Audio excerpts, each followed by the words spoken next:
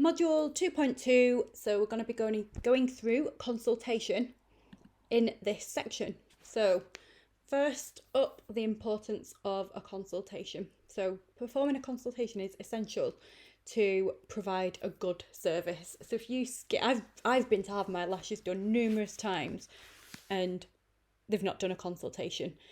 They've not prepared my eyelashes. They've not asked me to do a patch test. If you go through the process properly, you're providing a good service, and you will also be able to charge prices that reflect that.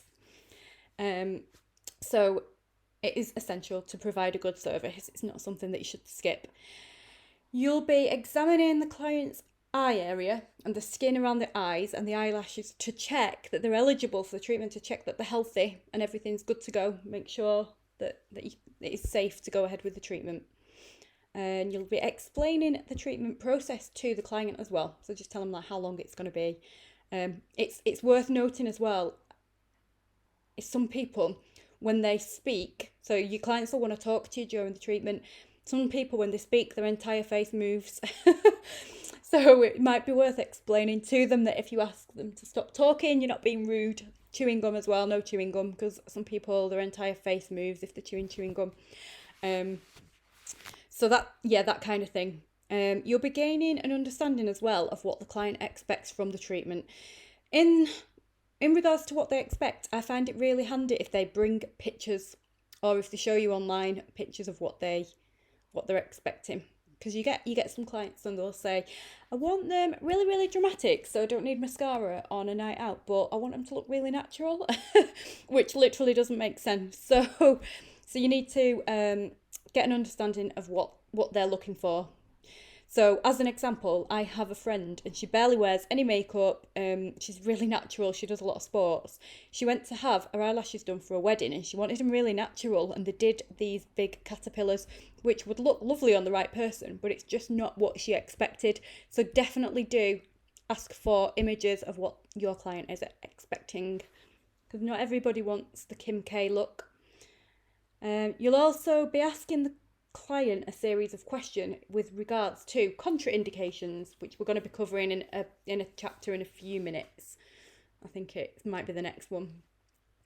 So you need to make sure it's safe to go ahead with the treatment. So there's questions on there like, are you pregnant, or have you had laser eye surgery? Stuff like that you need to cover. So during the consultation as well, you need to keep records of the consultation in case it's needed in the future, and you need to keep that for 3 years.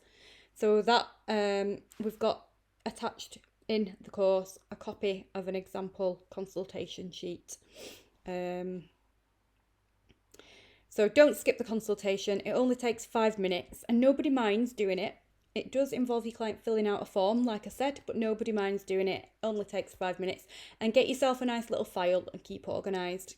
Put all your consultations in there with the date. So here's a few consultation questions. Like I said, you've got these slides as a PDF document, so feel free to just copy these over to your own consultation form. So have you had lash extensions before? There's a few. You're going to have to look at their eyes to make sure that they're healthy and good to go, but there are a few issues that might be going on that you can't see. So these questions just make sure, like these are just to make sure that you're covering your back. Pregnancy.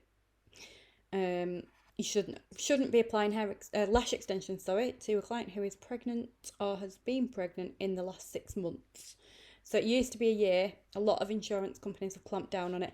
Again, there's a few things.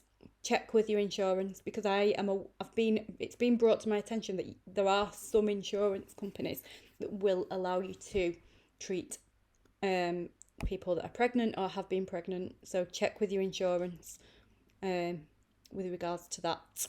So I think, the next module we're going to be moving on to contraindications, I think.